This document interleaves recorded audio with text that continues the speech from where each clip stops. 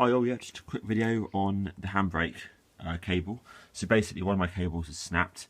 So after lots of about half an hour messing about, trying to feed the new cable through here, someone suggested on the forum, a couple of guys, thank you, remove the seat. So take the seat out, 4 bolts underneath, really easy.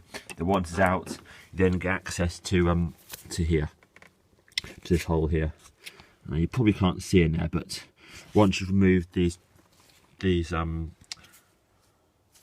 nut here, so this bolt here and this bolt here, 13 mils, you can then remove this part here, and then when that pulls through, you can then access where the cables hook onto in here, like really easy. So you can get a pair of needle nose pliers in there, poke the new cables through just down here, so they route through the right hand side one, long cable on there, and then the left hand side rear through here. And I then cable tied them, nice and neatly with the handbrake wiring underneath the carpet.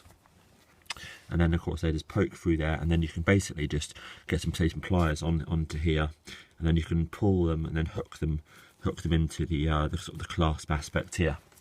So at the back, I found anyway that you also need to fully loosen off the tension, of course, from here.